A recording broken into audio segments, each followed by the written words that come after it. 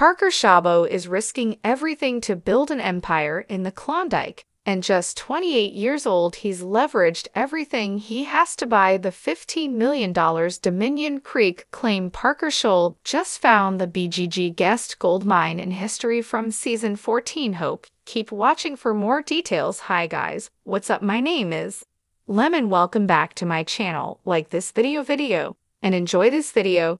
Don't miss the main topic of this video. So let's start the latest update. Imagine investing hefty $25 million in a gold mine, only to find out that the gold discovered falls short of your hopeful estimates. That's exactly what Parker Schnabel experienced when he took an extra bold step and headed to Dominion Creek with a massive best effort to secure. Despite his endeavors to claim and maintain the mine, Parker Infus enthusiasm waned as he struggled to reach profitable ground and avoid potential financial troubles. Join us as we delve into how Parker goes all out on the $25 million new Dominion Creek claim. Dominion Creek, they started working on the money pit again, and Mitch mentioned that this time it was on deeper ground, about twice the size of the land they worked on last year along the Indian River. He knows Parker will spend a lot of money this time before getting any gold from the land. Tyson talks about the pressure Parker will feel going from having a lot of money in the bank to spending it all accumulating debt for the project. He says it will be a while before they start seeing gold to pay off the debts, and the fear of going broke must be on everyone's minds. Parker Schnabel is putting everything at risk to create a big business. At only 28 years old, he used everything he had to buy the $15 million Dominion Creek claim. Parker says it's been a crazy and costly spree, spending more than ever before without even starting on the claim. If Parker's spending spree leads to finding gold, the Dominion claim could bring in a big payout up to $80,000, worth more than $160 million. Parker says it looks like a really good piece of land, but it's a bit challenging this season. Parker is going through a tough time as a miner, spending hundreds of thousands of dollars every week to get to the pay layer, but no money is coming in to replace what's going out. At this rate, he could run out of money in just 6 weeks. Parker confirms there's still probably about 15 feet left, and it's super frustrating having so much land and so many problems.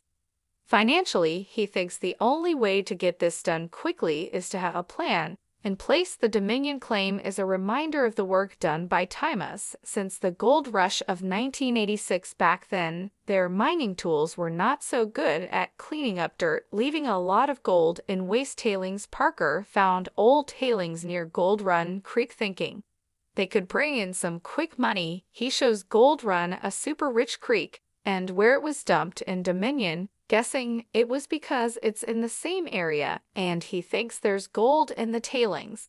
If there is, it will be great, because as he admits, there are no strippings and they need money coming in as they are about to go broke very soon. Parker runs the tailings through a mini TRL to see if there's enough gold. He says they need to get 40 buckets with the tailings and search them for gold. They search and decide to weigh what they find to see if it's good fortune or not. The amounts guests would give them with 20,040 milligrams, 190 million, and then 226 milligrams to make it worth. If Parker needs a small scale test to give at least 155 milligrams of gold after weighing, it turned out to be 54 milligrams, causing a lot of disappointment. Parker said it was so annoying to have gone through all that and only get 54 milligrams, which is way lower than what they guessed. Parker went back to talk to the guys and figure out what they were all going to do about it. Ty talked to Tyson, who said she hoped they would be the first to bring in the money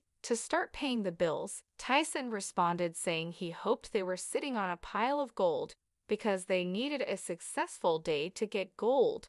Quickly, Parker started a second operation, and he told Tyson to dig him a hole to see if Tyson was close to paying dirt. Parker, who thought Tyson might be far ahead, sees that there is still 5 feet of dirt where Tyson works. Parker then realizes he underestimated the time it would take to work on the claim until they got to the pay dirt. He decided to get Tyson some help to speed up the work.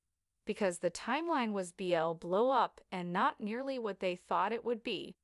This has ruined Parker's plans for fast gold to avoid the possibility going broke. He then loses hope of finding gold in it throughout the year due to the setbacks and time spent. Most times, certain setbacks are inevitable, but all through there have been wins and challenges in Parker's journey. Never stopped him from trying to do better and achieve much more. Here are some of his ups and downs. Parker's wash plants shut down. Parker Schnabel faces a critical situation as his gold-producing wash plant shuts down 2 months into the season with only 400 of gold, valued at $800,000, and so far the unforgiven cut, initially expected to last 2 to 3 weeks, has been depleted rapidly, leaving Parker with no income and heightened financial pressure. Parker has invested nearly everything, including $25 million on his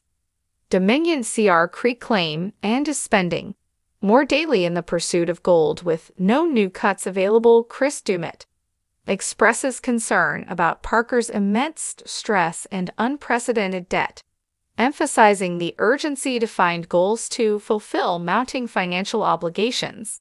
The risk of going bankrupt is significant, with debts reaching a critical point, and failure to pay bills could result in losing their investments and assets. Parker loses $3 million worth of gold due to a flood. Parker Schnabel faces a critical decision after investing heavily in a new claim in Alaska. The young miners yielded 180 from old-time tailings, but the significant potential lies in the untouched ground called the Wolf Cut, potentially holding over 2,000 or worth more than $3 million. The Wolf Cut is crucial for the information it provides. This season, over 2 months was spent by Parker's crew to reach the Wolf Cut, facing challenges like water influx and harsh conditions. 3 weeks ago, a flood turned the Wolf into a lake, presenting unexpected obstacles in their pursuit of gold. Marked Force successfully manages water-related challenges, reaching the lowest gravel level. Parker is determined to assess the gold potential. Mark reports his findings, and Parker decides to leave and return in 2 days for further evaluation. Mike reported a significant water influx into the pit, Parker noted, but the situation indicated trouble from Mother Nature and Murphy's Law as the pit flooded rapidly in the last 10 minutes. Urgency arose due to the impending flooding of their cut. Unexpectedly, during excavation in the Wolf Cut, the 480 excavators struck a mine shaft, leading to the flooding of the pit with millions of gallons of water covering the pay gravel. Despite having 1.8 in pump, it proved insufficient. Mark was consulted about the availability of an extra pump, prompting swift response to connect them. Even with 2 pumps in operation, the crew faced challenges, and the decision was made to pull the pump from the wash plant to enhance drainage. Tyler's decision to shut down the wash plant Red Rocket to acquire its tank pump doubled the draining power, using 3 pumps in total. The hope was to assess the water level the next day and continue the season despite the initial setback. Within 24 hours, the 3 pumps successfully removed 10 million gallons of water. Efforts were then directed towards removing the mud that had washed into the pit during the flooding. With Parker's return, he was updated on the situation, expressing concern about the mud and mess that needed cleanup. Despite challenges, the team aimed to resume operations and explore the bottom of the Wolf Hole, where freezing temperatures threatened gold loss. The issue at hand was that they were running out of ground for mining. Parker Shore began the season with a challenge of finding new conduct ground. However, the only available claim is deeper than any he has mined before. After 1 week and $1 million spent, he is not even halfway down to the pay dirt. The primary focus now is on Mud Mountain, and there is some concern about potential expense if this cut doesn't go Well, despite the challenges, lot is happening with around 50 people working, and they still fell behind former Mitch. Blazer was working to open up more ground at the airstrip 1M Northwest. Niche Blash, the foreman, is ensuring a continuous flow of gold to cover Parker's investment in Mud Mountain. The task was to mine the last 22 acres of the airstrip cut leased from 20 beats. The airstrip yielded a significant amount of gold last season with substantial investments in M Mountain. Parker saw it as a potential quick source of income, describing the challenges. He mentioned the unpredictable Yukon weather, changing minute by minute similar to Vancouver's weather. The cold winter and rule of snowfall in the Yukon posed ongoing difficulties. Addressing Tanner, he inquired about the ongoing tasks, learning that the current scoop would be the last and that there was a need to stop biomaterial. Reflecting on the challenges, he expressed the unusual situation that typically occurs at the beginning of a season. Parker's only working wash plant incurred significant costs when not in operation given the cold weather, hindering the ground. To overcome this, they plan to run it on a night shift and stockpile the material, shun the day to eventually operate 24 hours a day, even though it would result in less gold at the end of the week. Sunshine and warm days were needed to the ground, effectively acknowledging be all in the hands-on situation at the airstrip. He highlighted Parker Sagel's involvement in moving material and staying ahead of tasks. He also mentioned the challenges of being away from home, especially for Parker, who expressed a desire to finish the work quickly and reunite with his family. Despite the challenges, they had prepared a stockpile and were ready to restart. Lucifer finally has enough dirt stockpiled to run Lucy for 24 hours a day.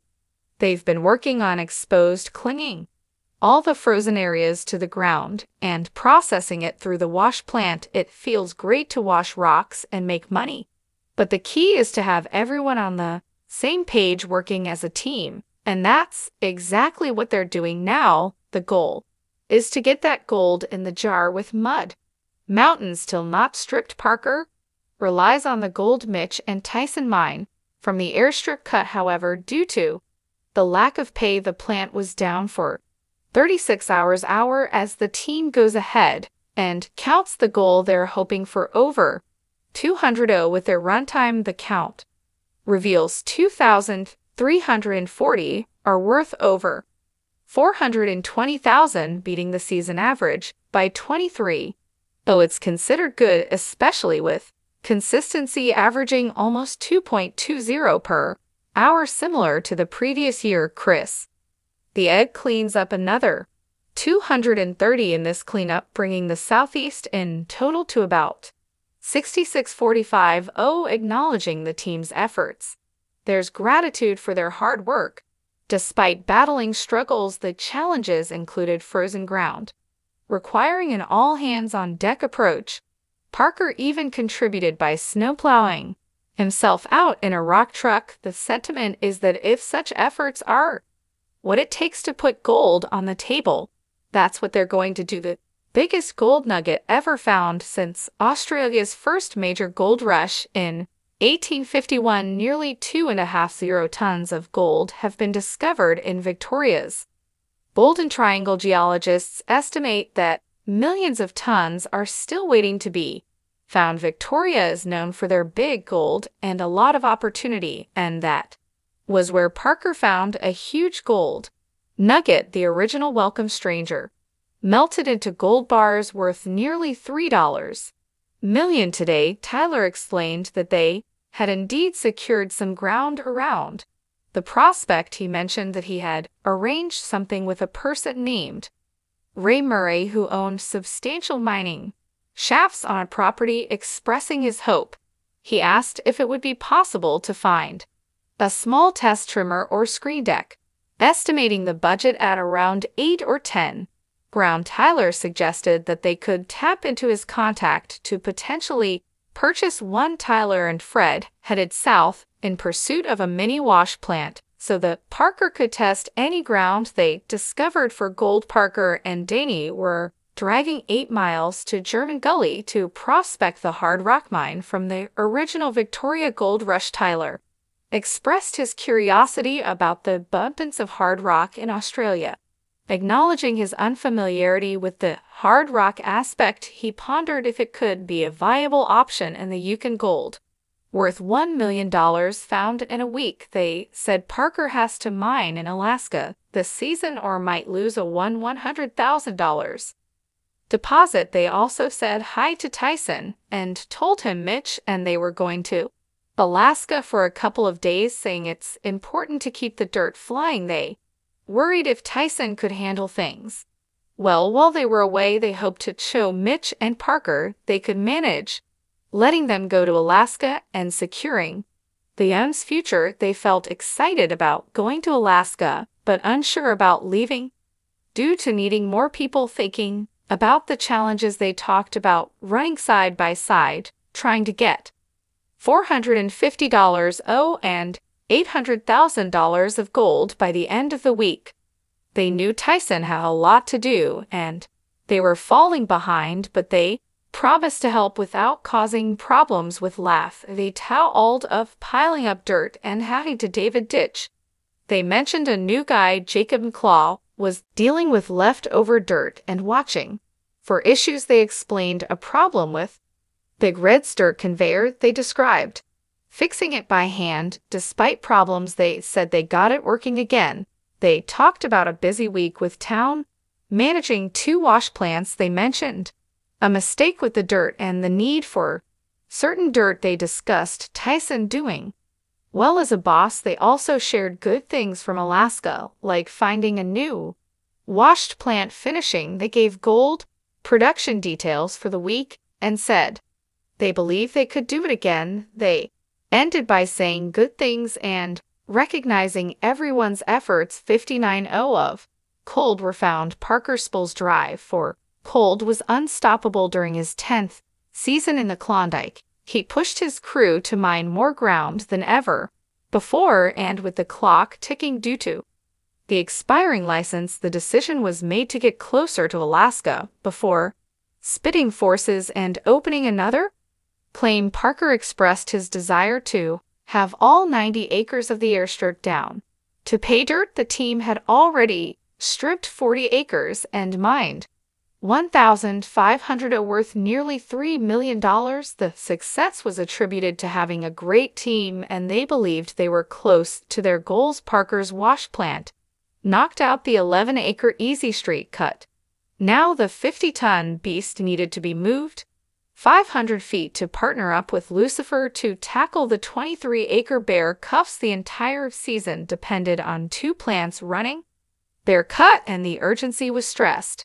Despite being halfway there, the focus was on avoiding downtime. Getting Big Red set up in the Bear Cut in Big Red onto the 15-feet-high pit and lining out the 100-ton radial stacker, which were crucial tasks. The technicality of the radial stacker with no room for error was emphasized. The team hoped for a smooth unfolding, mindful of strong winds that could disrupt the process. Tyson was cautious about the sway caused by the wind during the descent, ensuring a nice and gentle process. Challenges with the radial stacker, including a tire off the bead and a flat on a power wheel, were overcome, allowing them to proceed. Chiz ensued when Big Red fired up, marking the beginning of a challenging but hopeful period. With 2 wash plants running, the team acknowledged the effort and complexity involved in setting up 2 wash plants simultaneously. Parker wished